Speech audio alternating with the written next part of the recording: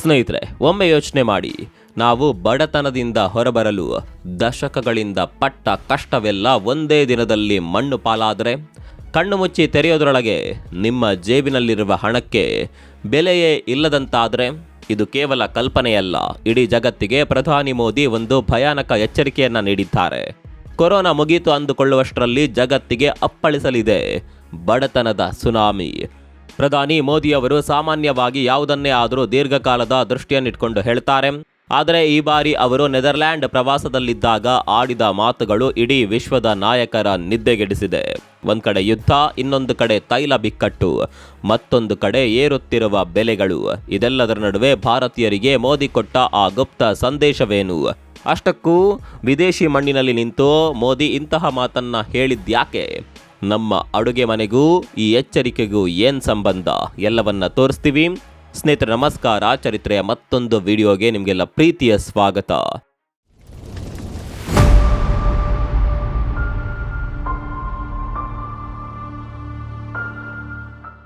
ನೋಡಿ ಸ್ನೇಹಿತರೆ, ಜಗತ್ತು ಇವತ್ತು ಅಕ್ಷರಶಃ ಒಂದು ಜ್ವಾಲಾಮುಖಿಯ ಮೇಲೆ ಕುಳಿತಿದೆ. ಕಳೆದ 2 ವರ್ಷಗಳ ಕಾಲ ಇಡೀ ಮಾನವ ಕುಲವನ್ನ ಸ್ತಬ್ಧಗೊಳಿಸಿದ್ದ ಕೊರೋನಾ ಮಹಾಮಾರಿ ನಮ್ಮ ಬೆನ್ನೆಲುಬನ್ನೇ ಮುರಿದು ಹಾಕಿತ್ತು. ಕೋಟ್ಯಂತರ ಜನರ ಬದುಕು ಬೀದಿಗೆ ಬಂತು, ಆರ್ಥಿಕತೆ ನೆಲಕಚ್ಚಿತು. ಆ ಸಂಕಷ್ಟದಿಂದ ನಾವು ಸ್ವಲ್ಪ ಚೇತರಿಸಿಕೊಳ್ಳುತ್ತಿದ್ದೇವೆ ಎನ್ನುವಷ್ಟರಲ್ಲಿ ಶುರುವಾಗಿದ್ದೇ ಭೀಕರ ಯುದ್ಧಗಳು. ಮೊದಲು ರಷ್ಯಾ ಉಕ್ರೇನ್ ಸಂಘರ್ಷ, ಈಗ ಮಧ್ಯಪ್ರಾಚ್ಯದಲ್ಲಿ ಇರಾನ್, ಇಸ್ರೇಲ್ ಮತ್ತು ಅಮೆರಿಕ ನಡುವಿನ ಕಿಚ್ಚು. ಇಡೀ ಜಗತ್ತು ಇವತ್ತು ರಣರಂಗವಾಗಿ ಬದಲಾಗಿದೆ. ಇದರ ನೇರ ಪರಿಣಾಮ ಎಲ್ಲಿ ಬೀರ್ತಿದೆ ಗೊತ್ತಾ? ಅದು ನಿಮ್ಮ ಗಾಡಿಯ ಪೆಟ್ರೋಲ್ ಟ್ಯಾಂಕ್ ಮೇಲೆ ಮತ್ತು ನಿಮ್ಮ ಅಡುಗೆ ಮನೆಯ ಸಿಲಿಂಡರ್ ಮೇಲೆ. ಪೆಟ್ರೋಲ್, ಡೀಸೆಲ್ ಮತ್ತು ಅಡುಗೆ ಅನಿಲದ ಬೆಲೆಗಳು ಇವತ್ತು ಆಕಾಶವನ್ನು ಮುಟ್ಟಿವೆ. ಒಂದು ವೇಳೆ ನಾವು ಈಗಲೇ ಎಚ್ಚೆತ್ತುಕೊಳ್ಳದಿದ್ದರೆ ಕಳೆದ 30 ವರ್ಷಗಳಲ್ಲಿ ಬಡತನ ನಿರ್ಮೂಲನೆಗಾಗಿ ಮಾಡಿದ ಎಲ್ಲ ಸಾಧನೆಗಳು ಒಂದೇ ದಿನದಲ್ಲಿ ಧೂಳಿಪಟವಾಗುತ್ತವೆ ಅನ್ನೋದು ಮೋದಿಯವರ ದೊಡ್ಡ ಕಳವಳ. ಅಸಲಿ ವಿಷಯಕ್ಕೆ ಬರೋಣ.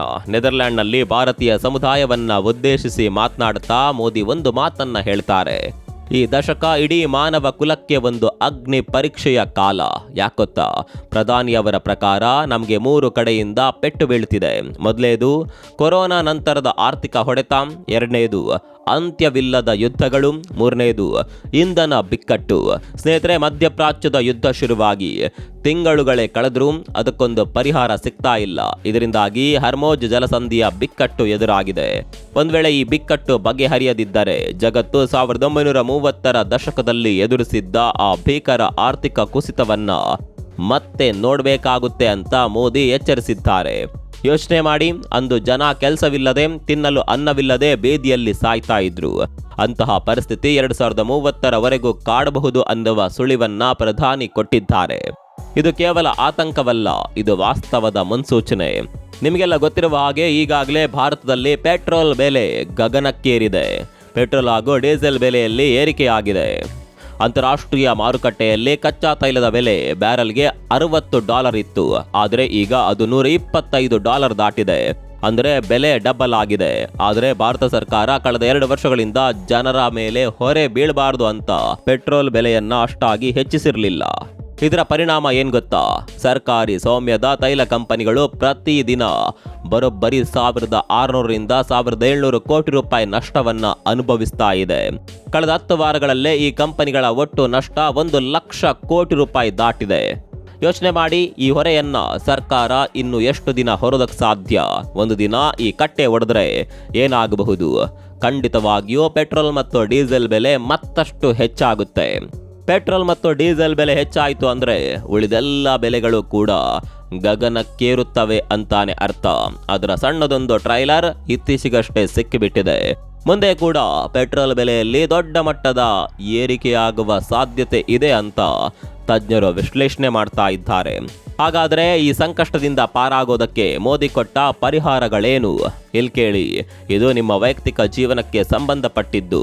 ಮೋದಿ ಕೆಲವು ಕಠಿಣ ಮನವಿಗಳನ್ನ ಮಾಡಿದ್ದಾರೆ. ಸಾಧ್ಯವಾದಷ್ಟು ಮೆಟ್ರೋ, ಬಸ್, ರೈಲುಗಳನ್ನು ಬಳಸಿ. ಒಬ್ಬನೇ ಕಾರಲ್ಲಿ ಹೋಗುವ ಬದಲು ಸಾರ್ವಜನಿಕ ಸಾರಿಗೆ ಬಳಸಿ. ಚಿನ್ನದ ವ್ಯಾಮೋಹ ಬಿಡಿ. ಕನಿಷ್ಠ 1 ವರ್ಷಗಳವರೆಗೆ ಅನಗತ್ಯವಾಗಿ ಚಿನ್ನ ಖರೀದಿ ಮಾಡಬೇಡಿ. ಯಾಕಂದರೆ ಚಿನ್ನದ ಆಮದು ಹೆಚ್ಚಾದಷ್ಟು ದೇಶದ ವಿದೇಶಿ ವಿನಿಮಯದ ಮೇಲೆ ಹೊರೆ ಬೀಳುತ್ತೆ. ಅದ್ದೂರಿತನಕ್ಕೆ ಬ್ರೇಕ್. ವಿದೇಶಗಳಲ್ಲಿ ಅದ್ದೂರಿ ಮದುವೆ ಮಾಡಿಕೊಳ್ಳುವ ಸಂಪ್ರದಾಯ ಬಿಡಿ. ಇದರಿಂದ ದೇಶದ ಹಣ ಹೊರದೇಶಕ್ಕೆ ಹೋಗೋದನ್ನ ತಡಿಬಹುದು. ಅಡುಗೆ ಎಣ್ಣೆಯ ಮಿತ ಬಳಕೆ. ಹೌದು, ಖಾದ್ಯ ತೈಲದ ಬಳಕೆಯನ್ನ ಕೂಡ ಕಡಿಮೆ ಮಾಡಿ ಅಂತ ಮೋದಿ ಮನೆ ಮನೆಗೆ ಸಂದೇಶ ಕೊಟ್ಟಿದ್ದಾರೆ.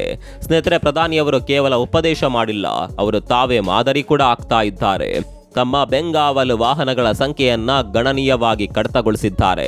ಅವರನ್ನ ನೋಡಿ ಕೇಂದ್ರ ಸಚಿವರು, ಮುಖ್ಯಮಂತ್ರಿಗಳು ಕೂಡ ತಮ್ಮ ವಾಹನಗಳ ಸಂಖ್ಯೆಯನ್ನ ಇಳಿಸಿದ್ದಾರೆ. ಆಡಳಿತ ಯಂತ್ರದ ಮೇಲ್ಮಟ್ಟದಿಂದಲೇ ಈ ಉಳಿತಾಯ ಅಭಿಯಾನ ಶುರುವಾಗಿದೆ. ಹಾಗಾದರೆ ಮುಂದಿನ ದಿನಗಳು ಹೇಗಿರುತ್ತೆ? ಇದು ನಮಗೆಲ್ಲ ಕಾಡ್ತಾ ಇರುವಂತ ಪ್ರಶ್ನೆ. ತೈಲ ಪೂರೈಕೆ 20% ನಡೆಯೋದು ಹರ್ಮುಜ್ ಜಲಸಂಧಿಯಲ್ಲಿ. ಆದ್ರೀಗ ಇದು ಬಹುತೇಕವಾಗಿ ಬಂದ್ ಆಗಿದೆ. ಈಗಾಗಲೇ ಶ್ರೀಲಂಕಾ ಮತ್ತು ಬಾಂಗ್ಲಾದೇಶದಂತಹ ರಾಷ್ಟ್ರಗಳಲ್ಲಿ ಇಂಧನ ರೇಷನಿಂಗ್ ಶುರುವಾಗಿದೆ. ಅಂದ್ರೆ ನಿಮಗೆ ಬೇಕಾದಷ್ಟು ಪೆಟ್ರೋಲ್ ಅಲ್ಲಿ ಸಿಗ್ತಾ ಇಲ್ಲ. ಭಾರತದಲ್ಲಿ ಅಂತಹ ಪರಿಸ್ಥಿತಿ ಬರದಂತೆ ತಡೆಯಲು ಸರ್ಕಾರ ಈಗ ರಷ್ಯಾ ಮತ್ತು ಅಮೆರಿಕಾದತ್ತ ಮುಖ ಮಾಡಿದೆ. ಅಷ್ಟೇ ಅಲ್ಲ, ಭಾರತ ಈಗ ಅಡುಗೆ ಅನಿಲದ ಬಿಕ್ಕಟ್ಟನ್ನ ಎದುರಿಸ್ತಾ ಇದೆ. ನಮ್ಮ ರಿಫೈನರಿಗಳಿಗೆ ಒಂದು ಕಠಿಣ ಆದೇಶ ಹೋಗಿದೆ. ಲಾಭ ನಷ್ಟ ನೋಡಬೇಡಿ, ಗ್ಯಾಸ್ ಉತ್ಪಾದನೆ ಹೆಚ್ಚಿಸಿ. ಇದರ ಫಲವಾಗಿ ಉತ್ಪಾದನೆ 20% ಏರಿಕೆಯಾಗಿದೆ. ಆದರೆ ಯುದ್ಧ ಮುಂದುವರೆದ್ರೆ ಪರಿಸ್ಥಿತಿ ಇನ್ನೂ ಕೂಡ ಕಠಿಣವಾಗಬಹುದು. 2030ರವರೆಗೆ ಈ ಆರ್ಥಿಕ ಸಂಕಷ್ಟದ ನೆರಳು ನಮ್ಮ ಮೇಲೆ ಇರಲಿದೆ ಅನ್ನೋದು ಕಹಿ ಸತ್ಯ. ಇದೆಲ್ಲದರ ನಡುವೆ ದೇಶಕ್ಕೆ ಮತ್ತೊಂದು ಆಘಾತ ಕಾದಿದೆ. ಅದೇ ಗ್ಯಾಸ್ ಬೆಲೆ ಏರಿಕೆ. ಹೌದು, ಉತ್ತರ ಪ್ರದೇಶದ ಹಲವು ಜಿಲ್ಲೆಗಳಲ್ಲಿ ಮೇ 17, 2026ರ ವರದಿಯಂತೆ ಬೆಲೆಗಳು ಆಕಾಶವನ್ನೇ ಮುಟ್ಟಿದೆ. 14.2 kgಯ ಮನೆ ಬಳಕೆಯ ಸಿಲಿಂಡರ್ ಬೆಲೆ ಈಗ 900ರಿಂದ 965 ರೂಪಾಯಿಗೆ ಏರಿಕೆಯಾಗಿದೆ. ಆದರೆ ಶಾಕಿಂಗ್ ವಿಷಯ ಅಂದರೆ ಕಮರ್ಷಿಯಲ್ ಸಿಲಿಂಡರ್ ಬೆಲೆ. ಹೋಟೆಲ್ ಮತ್ತು ಸಣ್ಣ ವ್ಯಾಪಾರಸ್ಥರು ಬಳಸುವ 19 kgಯ ಸಿಲಿಂಡರ್ ಬೆಲೆ ಈಗಾಗಲೇ 3,000 ರೂಪಾಯಿಯ ಗಡಿಯನ್ನ ದಾಟಿದೆ. ಯೋಚನೆ ಮಾಡಿ, ಹೋಟೆಲ್ ಉದ್ದಿಮೆಗಳ ಮೇಲೆ ಇದರ ಪರಿಣಾಮ ಏನಾಗಬೇಡ. ನೀವು ಹೊರಗೆ ತಿನ್ನುವ ಒಂದು ಪ್ಲೇಟ್ ಊಟದ ಬೆಲೆ ಕೂಡ ಇನ್ಮುಂದೆ ದುಪ್ಪಟ್ಟಾಗಬಹುದು. ಬೆಲೆ ಏರಿಕೆ ಮತ್ತು ಯುದ್ಧದ ಭೀತಿಯಿಂದ ಜನ ಸಿಲಿಂಡರ್ಗಳನ್ನು ಮುಗಿಬಿದ್ದು ಬುಕ್ ಮಾಡೋದಕ್ಕೆ ಶುರು ಮಾಡಿದ್ದಾರೆ. ಆದರೆ ಭಾರತ ಸರ್ಕಾರ ಒಂದು ಮಹತ್ವದ ಹೇಳಿಕೆ ನೀಡಿದೆ. ದೇಶದಲ್ಲಿ ಅಡುಗೆ ಅನಿಲದ ಪೂರೈಕೆ ಸಂಪೂರ್ಣವಾಗಿ ಸುಸ್ಥಿತಿಯಲ್ಲಿದೆ. ಯಾರು ಆತಂಕಪಟ್ಟು ಹೆಚ್ಚುವರಿ ಸಿಲಿಂಡರ್ ಬುಕ್ ಮಾಡಬೇಡಿ ಅಂತ ಸರ್ಕಾರ ಮನವಿ ಮಾಡಿದೆ. ಆದರೆ ಇಲ್ಲಿ ಕೂಡ ಒಂದು ಸಣ್ಣ ಟ್ವಿಸ್ಟ್ ಇದೆ. ಸಪ್ಲೈ ನಾರ್ಮಲ್ ಇರಬಹುದು, ಆದರೆ ಡೆಲಿವರಿ ವಿಳಂಬವಾಗಬಹುದು ಅಂತ ಸರ್ಕಾರವೇ ಒಪ್ಕೊಂಡಿದೆ. ಅಂದರೆ ಸಿಲಿಂಡರ್ ಸಿಗುತ್ತೆ, ಆದರೆ ನೀವು ಮೊದಲಿಗಿಂತ ಜಾಸ್ತಿ ಕಾಯಬೇಕಾಗಬಹುದು. ಅಂತಾರಾಷ್ಟ್ರೀಯ ಮಾರುಕಟ್ಟೆಯಲ್ಲಿ ಕಚ್ಚಾ ತೈಲದ ಬೆಲೆ ಏರ್ತಾ ಇರುವಾಗ ಭಾರತ ಸರ್ಕಾರ ಎಷ್ಟು ದಿನ ಈ ಬೆಲೆಯನ್ನ ನಿಯಂತ್ರಣದಲ್ಲಿಡಲು ಸಾಧ್ಯ? ಇದು $1 ಮಿಲಿಯನ್ ಪ್ರಶ್ನೆ. ಮುಂದಿನ ದಿನಗಳು ಹೇಗಿರುತ್ತವೆ? ಒಂದು ವೇಳೆ ಇರಾನ್ ಇಸ್ರೇಲ್ ಸಂಘರ್ಷ ಇನ್ನಷ್ಟು ವಿಕೋಪಕ್ಕೆ ಹೋದರೆ ಖಂಡಿತವಾಗಿಯೂ ಪೆಟ್ರೋಲಿಯಂ ಉತ್ಪನ್ನಗಳ ಬೆಲೆ ಗಗನಕ್ಕೇರಲಿದೆ. ಈಗ 950 ರೂಪಾಯಿ ಇರುವ ಸಿಲಿಂಡರ್ 1000 ಗಡಿ ದಾಟಿದ್ರೂ ಅಚ್ಚರಿ ಇಲ್ಲ.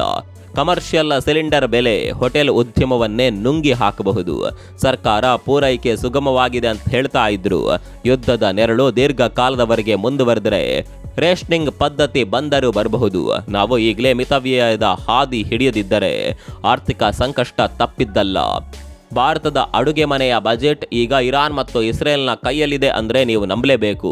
ಪ್ರಧಾನಿ ಮೋದಿ ಈ ಹಿಂದೆ ಹೇಳಿದಂತೆ ನಾವು ಇಂಧನದ ವಿಷಯದಲ್ಲಿ ಸ್ವಾವಲಂಬಿಗಳಾಗದೇ ಇದ್ದರೆ ಇಂತಹ ಗ್ಲೋಬಲ್ ಸುನಾಮಿಗಳಿಗೆ ಸಿಲುಕುತ್ತಲೇ ಇರುತ್ತೇವೆ.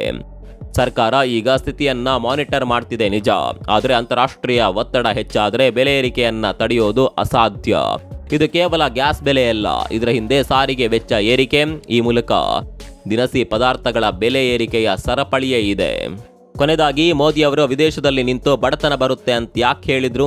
ಯಾಕಂದ್ರೆ ಅವರು ಇಡೀ ವಿಶ್ವಕ್ಕೆ ಯುದ್ಧ ನಿಲ್ಲಿಸಿ ಅಂತ ಸಂದೇಶ ನೀಡ್ತಾ ಇದ್ದಾರೆ. ಯುದ್ಧದ ಬಿಸಿ ಕೇವಲ ರಷ್ಯಾ ಅಥವಾ ಉಕ್ರೇನ್ಗಲ್ಲ, ಅಥವಾ ಇಸ್ರೇಲ್ ಅಥವಾ ಅಮೆರಿಕಕ್ಕಲ್ಲ, ಅದು ನಮ್ಮ ಅಡುಗೆ ಮನೆಗೂ ತಟ್ತಾ ಇದೆ. ಇವತ್ತು ನಾವು ಉಳಿಸುವ ಪ್ರತಿಯೊಂದು ಹನಿ ಪೆಟ್ರೋಲ್, ಪ್ರತಿಯೊಂದು ರೂಪಾಯಿ ಕೂಡ ದೇಶದ ಆರ್ಥಿಕತೆಯನ್ನು ಉಳಿಸಲು ನೀಡುವ ಕೊಡುಗೆಯಾಗಿದೆ. ನಾವು ಮಿತವ್ಯಯದ ಹಾದಿ ಹಿಡಿಯದಿದ್ರೆ ಮುಂದಿನ ಪೀಳಿಗೆಗೆ ನಾವು ಬಡತನದ ಸುನಾಮಿಯನ್ನೇ ಬಳುವಳಿಯಾಗಿ ನೀಡಬೇಕಾಗಬಹುದು. ಎಚ್ಚರಿಕೆಯ ಹೆಜ್ಜೆ ಇಡೋದು ಈಗ ಪ್ರತಿಯೊಬ್ಬ ಭಾರತೀಯನ ಕರ್ತವ್ಯ. ಸ್ನೇಹಿತರೆ, ಮೋದಿ ಅವರ ಎಚ್ಚರಿಕೆಯನ್ನ ನೀವು ಹೇಗೆ ನೋಡ್ತೀರಿ? ಇದು ಕೇವಲ ರಾಜಕೀಯವಾ ಅಥವಾ ನಿಜವಾದ ಆತಂಕವೇ? ನಿಮ್ಮ ಅಭಿಪ್ರಾಯವನ್ನು ಕಾಮೆಂಟ್ ಬಾಕ್ಸ್ನಲ್ಲಿ ತಿಳಿಸಿ. ಈ ಮಾಹಿತಿ ಪ್ರತಿಯೊಬ್ಬರಿಗೂ ತಲುಪಲಿ, ಹಾಗಾಗಿ ಈ ವಿಡಿಯೋವನ್ನು ಶೇರ್ ಮಾಡಿ. ಇಂತಹ ಮತ್ತಷ್ಟು ಆಳವಾದ ವಿಶ್ಲೇಷಣೆಗಳಿಗಾಗಿ ನಮ್ಮ ಚಾನಲನ್ನು ಸಬ್ಸ್ಕ್ರೈಬ್ ಮಾಡೋದನ್ನು ಮರಿಬೇಡಿ. ಮತ್ತೊಂದು ವಿಡಿಯೋದಲ್ಲಿ ಸಿಗೋಣ. ಅಲ್ಲಿವರೆಗೂ ನಮಸ್ಕಾರ.